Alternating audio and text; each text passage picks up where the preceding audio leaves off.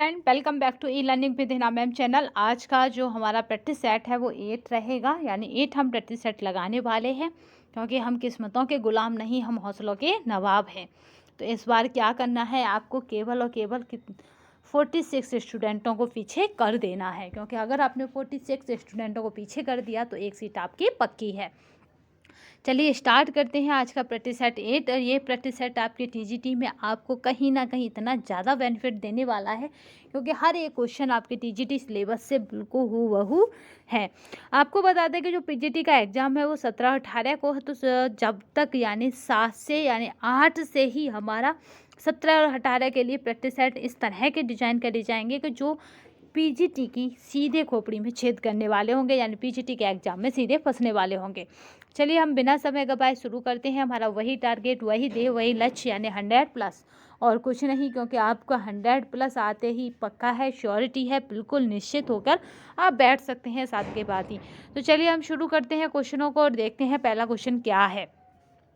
जो मानवीय और अमानवीय साधन हैं जिनके पीछे कन्फ्यूजन चल रहा है, उनको क्या करेंगे कि हम विभिन्न जो आपके गृह विज्ञान शास्त्री हैं यानी विभिन्न ऑथरों के अकॉर्डिंग हम उन्हें रख देंगे एक ग्राफ पर या फिर आपके फ्लो चार्ट के थ्रू, और उनको टेलीग्राम पर डाल देंगे। तो कुछ ने क्या करा है कि समय को क्या माना है, आपका अमानवीय साधन माना है, कुछ ने ऊर्जा को माना है। तो इस तरह से क्या होता है कि बहुत से जो होते हैं जो आपस में आपके शिक्षाविद हैं उनमें भी कन्फ्यूजन है। तो चलिए आज का जो कन्फ्यूजन वाला जो टॉपिक है उसको हम क्या करेंगे, टेलीग्राम पर डाल देंगे सर्च कर, ठीक है। तो थोड़ा सा इंतज़ार करिएगा, थोड़ा सा सब्र को बनाए रखिएगा, क्योंकि इधर इस तरह की सिचुएशन होते ही हम डाल देते हैं। गृह विज्ञान का क्या महत्व है, पहला क्वेश्चन, क्योंकि यही आपके गृह विज्ञान का सिलेबस में है कि गृह विज्ञान का क्या अर्थ है। तो गृह विज्ञान के अर्थ की बात करें तो ये सैद्धांतिक तथा व्यवहारिक दोनों हैं, ध्यान रखिएगा, ठीक है। तथा गृह विज्ञान क्या है, गृह का विज्ञान यानी घर का विज्ञान है, आपका अर्थ का विज्ञान है, अर्थ गृह अर्थशास्त्र भी है, ये याद रखिए, ठीक है। तो नेक्स्ट क्वेश्चन चलते हैं। गृह विज्ञान की आर्थिक पहलू है। आपको बता दें कि अगर जो नए स्टूडेंट हैं उन्हें के लिए ये बता दिया जाए कि ये आपको पीडीएफ हमारे टेलीग्राम चैनल पर मिल जाएगी, और टेलीग्राम चैनल की जो लिंक है वो डिस्क्रिप्शन बॉक्स में मिल जाएगी, तो कहीं पर भी परेशान होने की आवश्यकता नहीं है।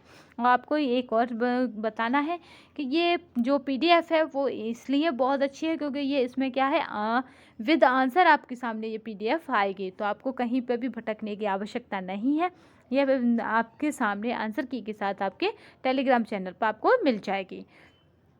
और टेलीग्राम चैनल के अगर लिंक आपको डिस्क्रिप्शन बॉक्स में ना मिले तो आप हमें कमेंट बॉक्स में पूछ सकते हैं। गृह विज्ञान का आर्थिक पहलू है, तो वो हमारा आर्थिक पहलू की बात की जाए तो आर्थिक पहलू हमेशा अर्थ से जुड़ता है, इकोनॉमी से जुड़ता है, तो वो हमारा है आपका है गणित अर्थशास्त्र।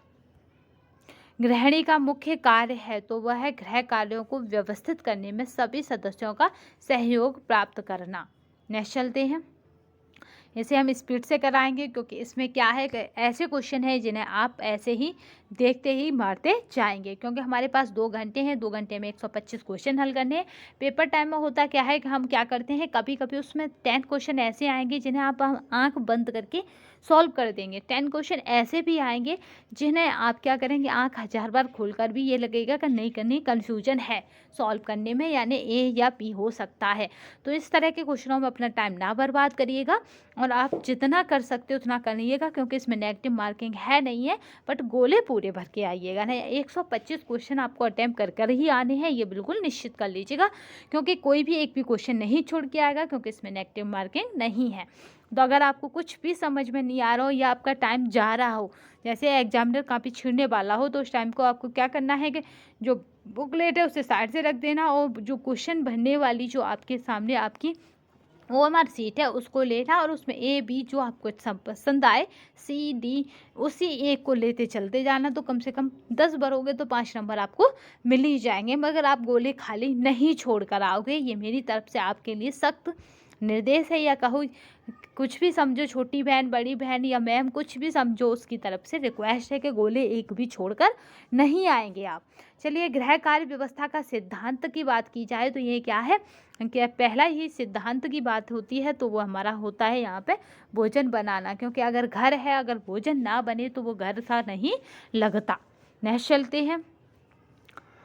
सारे क्वेश्चन इंपॉर्टेंट हैं, तो आप बस धैर्य बनाए रखिएगा। समय, धन, वस्तुएं एवं संपत्ति साधन है, तो ये हमारे क्या हैं? ये हमारे भौतिक साधन है, समय, धन एवं संपत्ति। नेक्स्ट चलते हैं, इसमें कहा भी गया, इसमें है भौतिक साधन, मानवीय साधन, सार्वजनिक साधन। ठीक है, समय, धन, वस्तु, संपत्ति भौतिक साधन है। परिवार के सदस्यों की संख्या, रुचि, व्यवहार, मनोवृत्ति, ज्ञान, आपकी है आपका है प्रवीणता आदि मानवीय साधन है।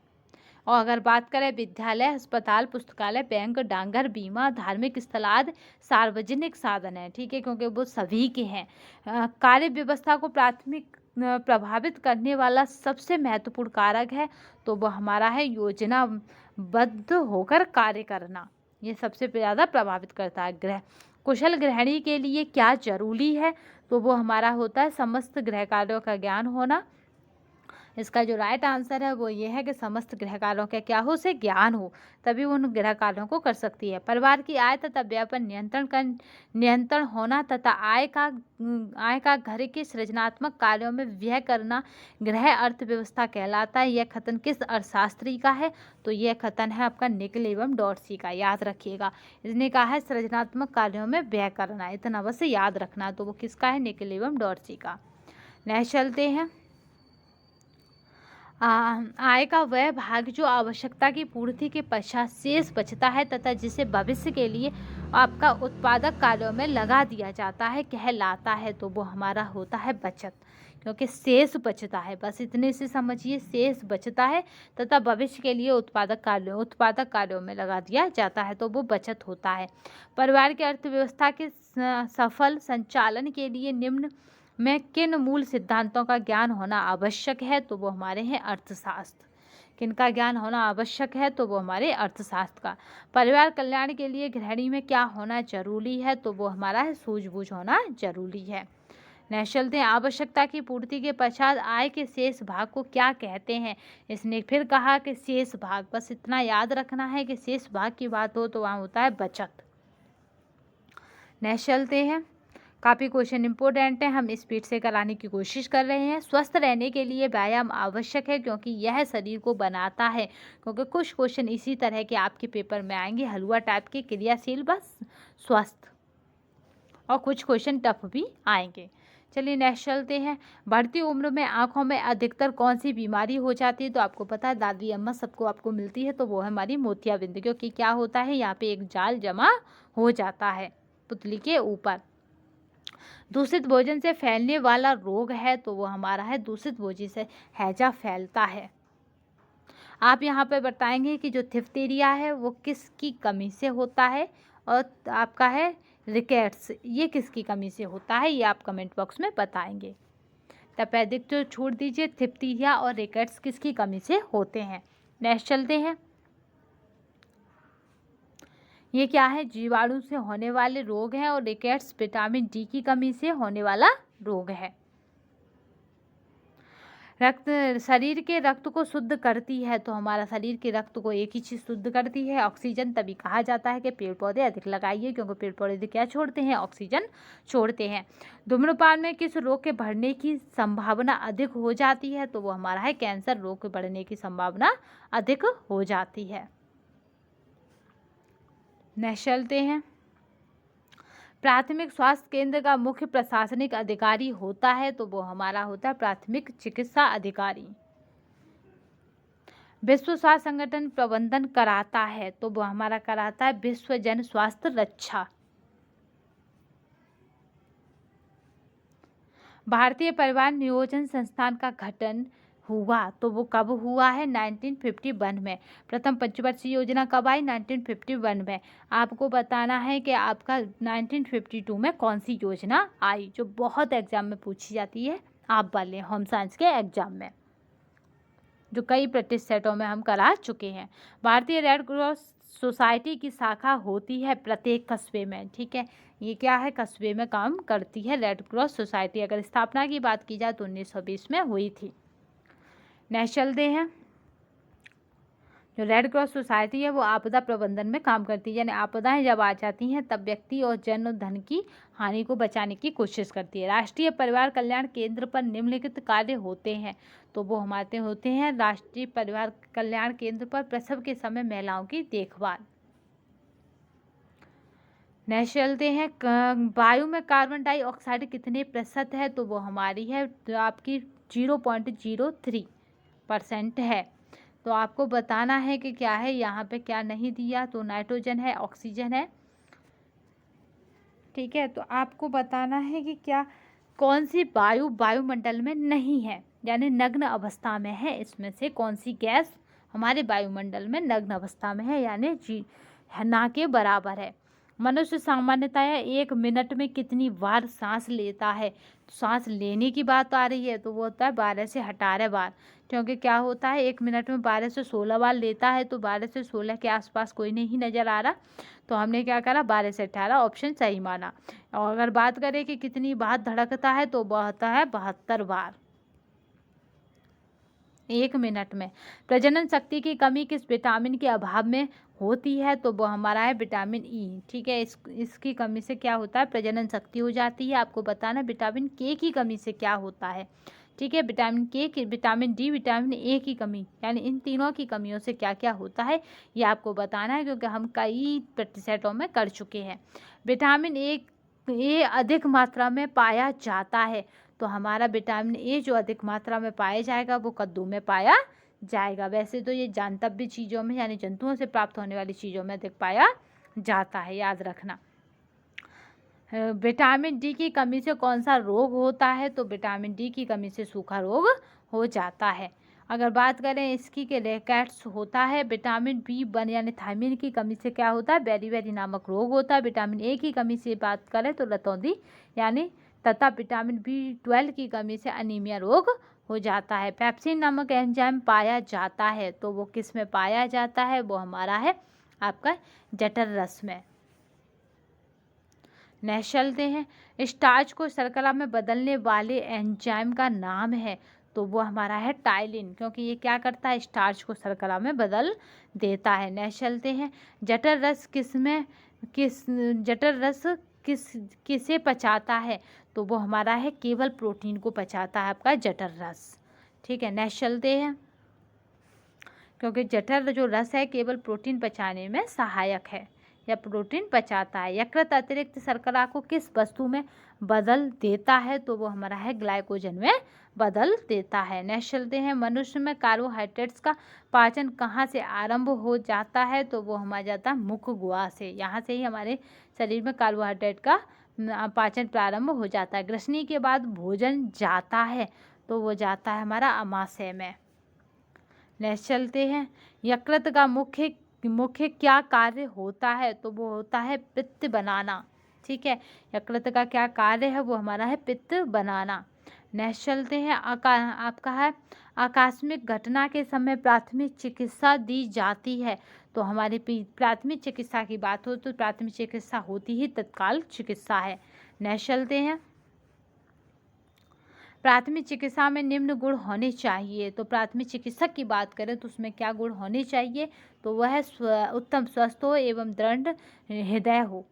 नेक्स्ट चलते हैं, नाक से रक्तस्राव होने पर, तो नाक से रक्तस्राव होने पर कुर्सी पर बैठाएंगे और पीछे की ओर झुका देंगे, जिससे कि नाक भी क्या हुए नीचे हो जाएगी, नीचे ना करके ऊपर की तरफ हो जाएगी। धमनी में रक्तस्राव की पहचान होती है, तो वो होती है शुद्ध लाल रंग का चमकीला रुधिर।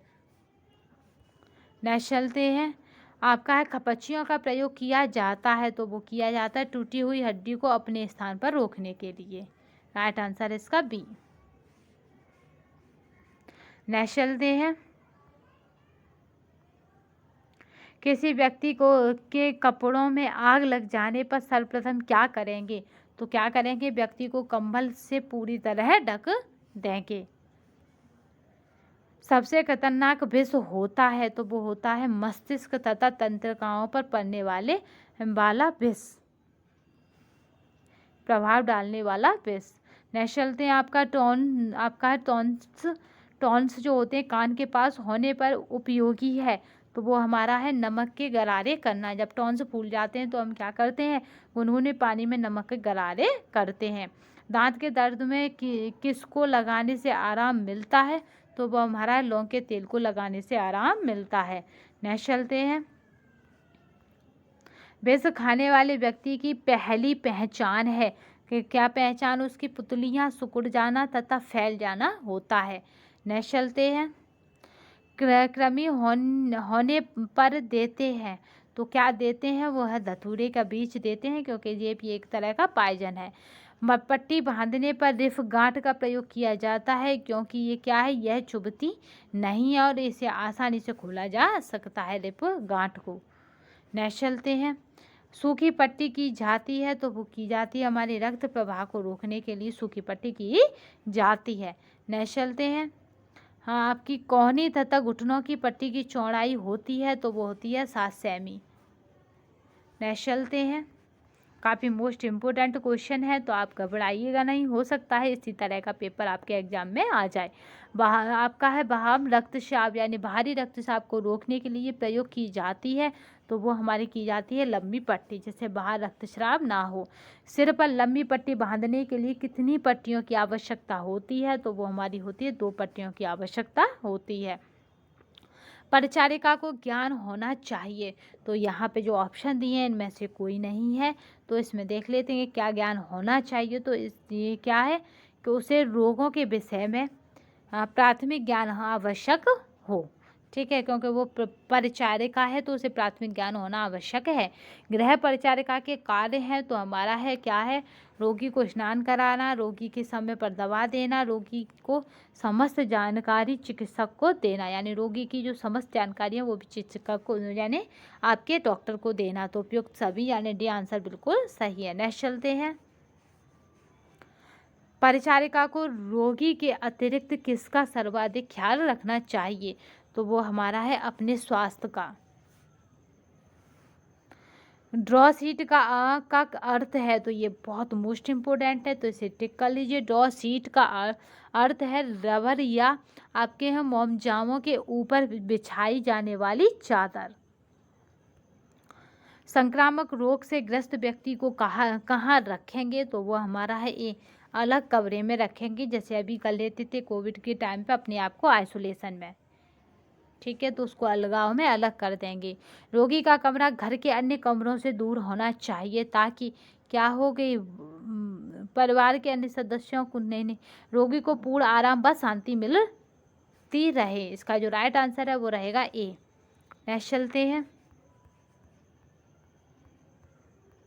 काफ़ी क्वेश्चन मोस्ट इम्पोर्टेंट हैं तथा इसकी जो पीडीएफ है वो हमारे टेलीग्राम चैनल पर मिल जाएगी, और टेलीग्राम चैनल की बात करें तो वो हमारे डिस्क्रिप्शन बॉक्स में मिल जाएगा। आपका है बेड क्रिस्टल का प्रयोग किया जाता है, तो ये भी बहुत मोस्ट इम्पोर्टेंट है। वो हमारी हड्डी या जले हुए रोगी के बिस्तर के लिए बहुत पूछा जाता है।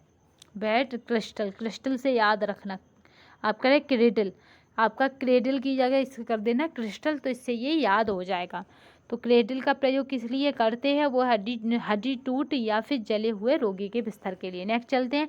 सैया घाव में किसका प्रयोग किया जाता है? तो वो हमारा है रिंग कुशन का। ठीक है, ये क्या होती हैं कि गोले गोले से भरे होते हैं, हवा टाइप की होती है इसमें। तो इसमें क्या होता है कि उसका जो सैया यानी जो उसके लेटे लेटे सिर लग जाता है बिस्तरों में, वो नहीं लगता रोगी का। पैर की हड्डी टूटने पर प्रयोग किया जाता है, तो वो हमारा है आपका फ्रैक्चर बोर्ड, ये प्रयोग किया जाता है। बजट का मुख्य उद्देश्य है, तो वो हमारा आय व्यय का अनुमान। सबसे अच्छा बजट होता है, तो वो हमारा है बचत का बजट, क्योंकि जहाँ बचत होती है वहाँ सबसे अच्छा बजट माना जाता है। पारिवारिक बजट को प्रभावित करता है परिवार के सदस्यों का, तो क्या करता है? ये सभी यानी दूरदर्शिता, आपका आत्मनिर्भरता और मितव्ययता, ये सभी क्या करती हैं? इसको प्रभावित करती हैं। निर्धन वर्ग की अपेक्षा धनी वर्ग का भोजन पर प्रतिशत व्यय होता है, तो यहाँ पे प्रतिशत व्यय जो रहेगा वो कम रहेगा धनी वर्ग की अपेक्षा, वो निर्धन वर्ग की अपेक्षा धनी वर्ग का। बचत का सही विनियोग है, तो वो हमारा है बचत पत्र खरीदना। राइट आंसर है सी। नेक्स्ट चलते हैं। बैंक एक संस्था है, तो बैंक कैसी संस्था है? वो हमारी व्यावसायिक संस्था है। नेक्स्ट चलते हैं। बचत का प्रमुख प्रयोजन है भविष्य के आवश्यक और आकस्मिक व्यय के लिए। नेक्स्ट चलते हैं।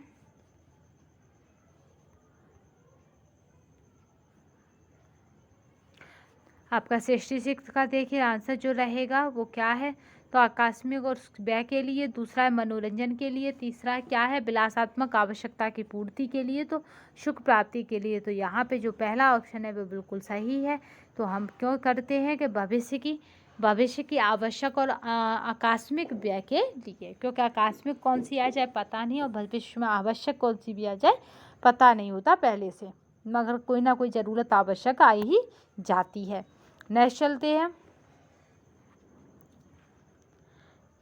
काफ़ी इम्पोर्टेंट है और जल्दी भी की जा रही है। डाकघर में आवर्ती जमा खाता कितने वर्ष के लिए खोला जाता है, तो हमारा जो आवर्ती जमा खाता है वो हमारा 5 वर्ष के लिए खोला जाता है। नेक्स्ट चलते हैं, आपका गिफ्ट चेक की न्यूनतम धनराशि होती है, तो वो हमारी होती है 11 रुपये। नेक्स्ट चलते हैं, भविष्य निधि योजना, जीवन बीमा निगम आदि में संचित धनराशि का उपयोग किया जाता है, तो वो हमारा किया जाता है राष्ट्रीय विकास कार्यों में। नेक्स्ट चलते हैं, व्यय को प्रभावित करने वाला कारक है, तो वो हमारा है डी, यानी उपयुक्त सभी परिवार के सदस्यों की संख्या, रहन सहन का स्तर, ग्रहण की योग्यता व कुशलता, तो यानी उपयुक्त सभी।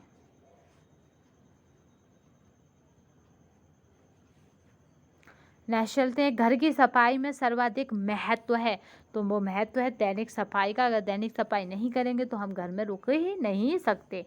एक बार में मादा मच्छर अंडे देती है, तो आपका है इनमें से कोई नहीं, क्योंकि यहाँ पे जो दी गई है संख्या उतने अंडे नहीं देती। एक बार में जो मादा मच्छर है वो क्या करता है 250 से 300 अंडे देती है।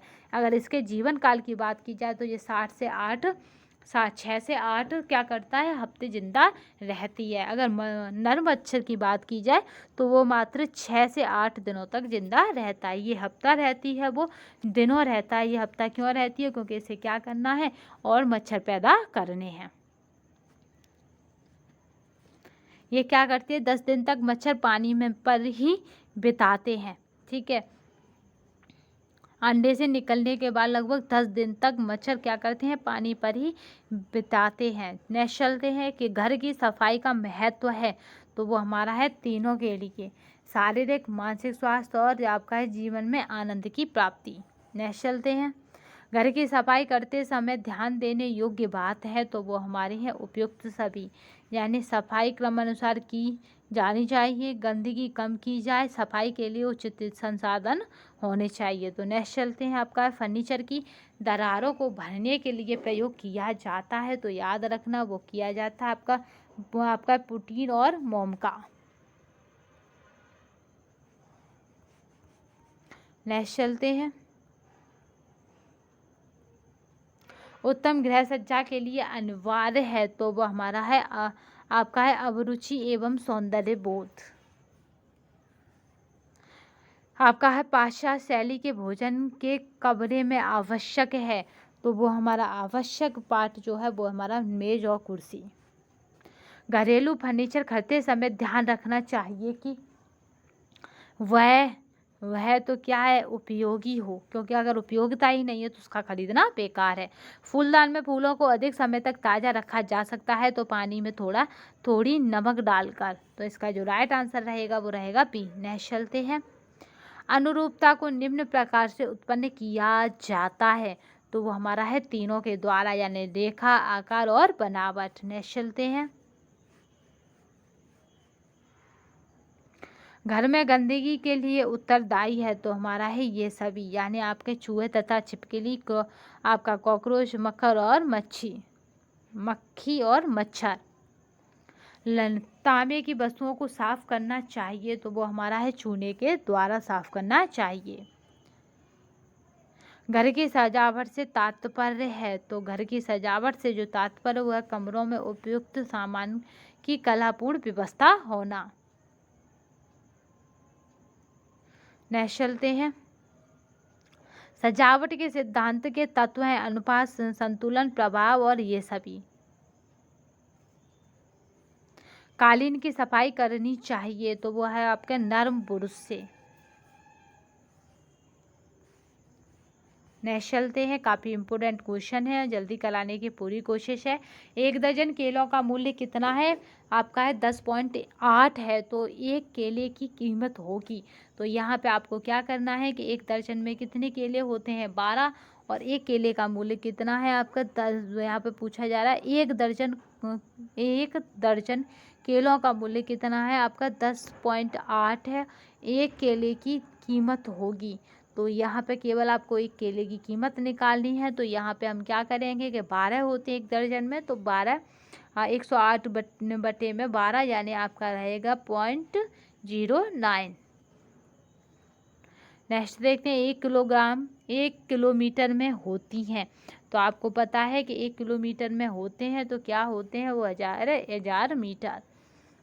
नेक्स्ट चलते हैं, प्रतिया आपका है, प्रतिया अपने 2 बच्चों को मेला दिखाने ले गई है। एक का टिकट का मूल्य कितना है? 1.8 था, तो 3 टिकटों का मूल्य क्या होगा? तो यहाँ तो या तो प्लस कर लीजिए 1.8, 1.8 और 1.8। वहाँ इतना टाइम नहीं होता, तो 8 8 16 आती 24, 24 की 4, हाँ 16 2, इस तरह से कर सकते हैं आप।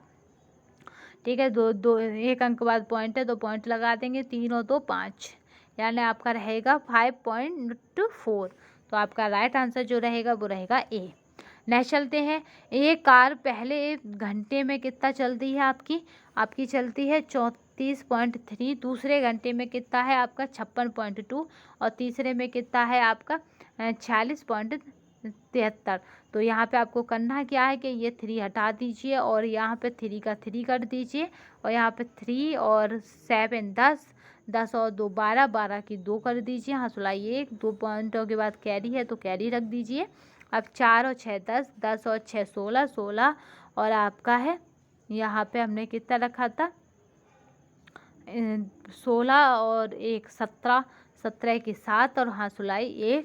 अब क्या करना है हमें कि यहाँ पे हमने 1 पॉइंट तक ले लिया है, तो 3 और 2 की 3 और 3 6, और 1 7, 7 और 5 क्या हुआ आपका 7 और 5 आपका 13। तो यहाँ पे जो आंसर बनेगा, तो आपका जो राइट आंसर रहेगा वो हमारा रहेगा बी। नेक्स्ट चलते हैं, 1 किलो चीनी का दाम कितना है? 15 है, तो 4 किलो चीनी का दाम क्या होगा? तो 15 गुणित क्या करेंगे हम 4 कर देंगे, तो 60 हो जाएगा। नेक्स्ट चलते हैं, जल एक यौगिक है जो निम्न तत्वों से मिलकर बनता है। तो वो निम्न तत्व कौन से हैं? वो हमारा हाइड्रोजन और ऑक्सीजन, इनसे मिलकर बनता है।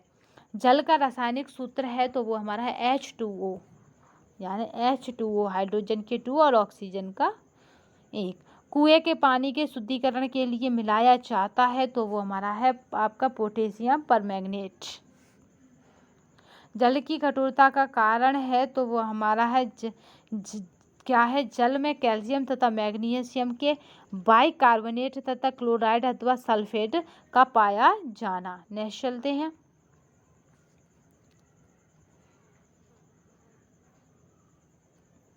और क्वेश्चन देखते हैं, काफ़ी क्वेश्चन मोस्ट इम्पोर्टेंट हैं, तो यहाँ पे हमने देख ही लिया।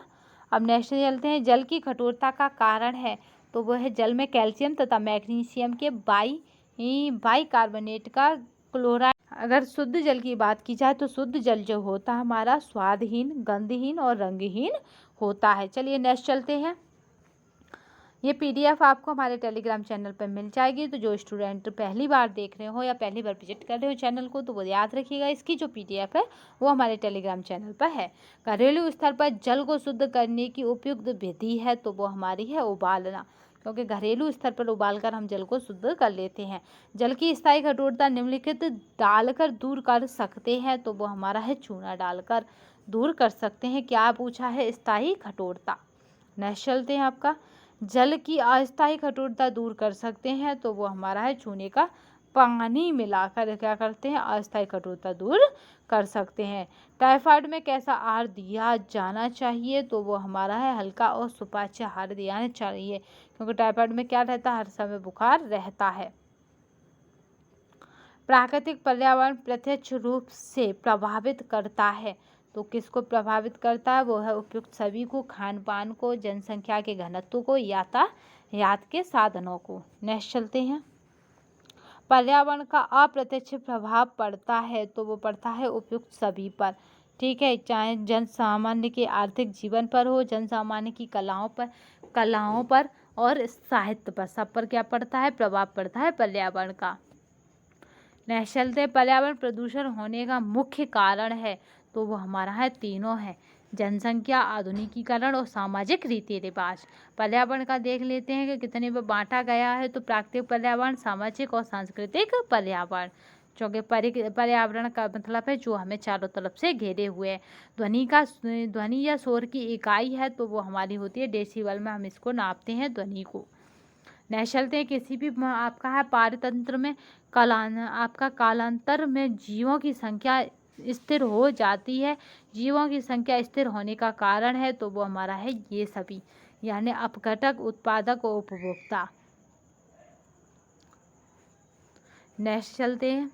चेचक के जीवाणुओं का नाम क्या है, तो वो हमारा है वेरियोला वायरस। याद रखिएगा, बहुत मोस्ट इम्पोर्टेंट है। चेचक के जीवाणु का नाम क्या है, तो वो हमारा है वेरियोला वायरस। बैरी हो गया, कौन हो गया, चेचक हो गया वायरस से, ठीक है। नेक्स्ट चलते हैं। भोजन को विषाक्त बनाने वाले आंतरिक कारक हैं, तो वो हमारे परजीवी। आपका है दूषित भोजन में फैलने वाला रोग है, तो वो हमारा है हैजा, जो दूषित भोजन से फैलता है या खाने से फैलता है। वायु द्वारा फैलने वाला रोग है, तो वो हमारा है कसरा, जिसमें दाने निकल आते हैं इंसान की बॉडी में, तो वो किससे फैलता है, वायु के द्वारा फैलता है। नेक्स्ट चलते हैं। आपका है प्रतिजैविक औषधि है, तो जो प्रतिजैविक औषधि है, तो प्रतिजैविक जो औषधि है वो हमारी है स्ट्रेप्टोमाइसिन, ठीक है, आपका है स्ट्रेप्टोमाइसिन। नेक्स्ट चलते हैं। ये PDF आपको मिल जाएगी, तो परेशान होने की आवश्यकता नहीं है। मलेरिया रोग में शरीर का ताप या ज्वर हो जाता है, तो वो हो जाता है 110 फ़ारेनहाइट। चलिए, सिलाई किट बॉक्स में निम्नलिखित में से वस्तु नहीं रखी जा सकती है, तो वो हमारा है आपका फीता रहता है, सिलाई मशीन को नहीं रख सकते सिलाई किट में। नेक्स्ट चलते हैं। 5 वर्ष की बालिका की बेबी फ्रॉक बनाने में कपड़ा लगेगा, तो वो लगेगा हमारा 1.25 मीटर, 1.25 मीटर। चलिए नेक्स्ट चलते हैं। कटाई से पहले कपड़े पर चिन्ह लगाने के लिए प्रयोग करते हैं, तो वो हम करते हैं मिल्टन चौक का।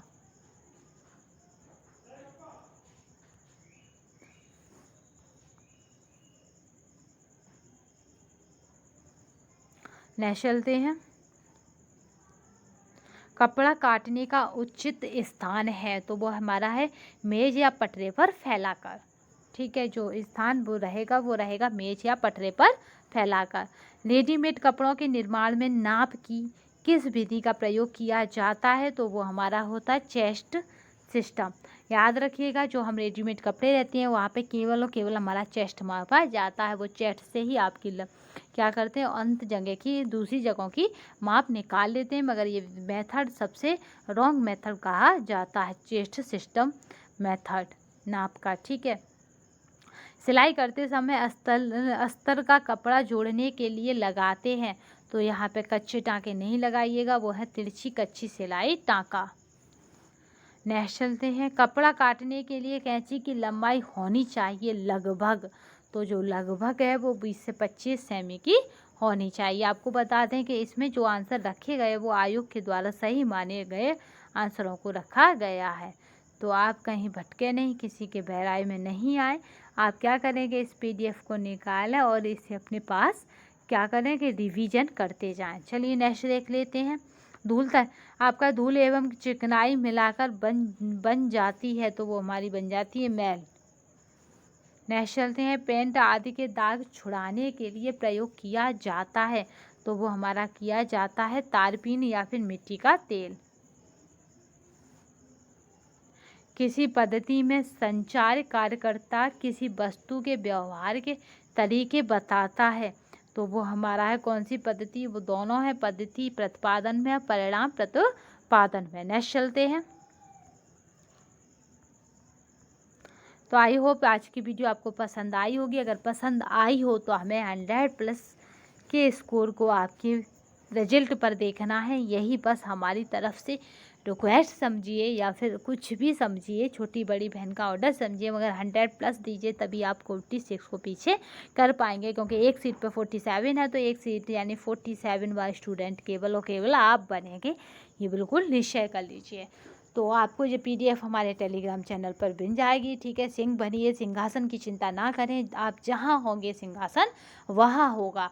तो अभी तक के लिए जय हिंद और जय भारत। अगली वीडियो में फिर हम मिलेंगे नए प्रैक्टिस सेट के साथ, और हम 15 प्रैक्टिस सेट इसके कराएंगे विद आंसर के, और विदाउट आंसर के हम 15 प्रैक्टिस सेट करा चुके हैं। विद आंसर के हम 15 प्रैक्टिस सेट आपको कराएंगे। उनकी जो PDF है वो टेलीग्राम चैनल पर आपको मिल जाएगी, तो परेशान नहीं हो। विदाउट आंसर की भी PDF, आंसर की दोनों टेलीग्राम चैनल पे, और विद आंसर की भी, आंसर की समेत टेलीग्राम चैनल पर आपको PDF मिल जाएगी। तो अभी तक के लिए बस इतना ही कि जय हिंद जय भारत, और 100+ और होम साइंस से जुड़े रहिएगा।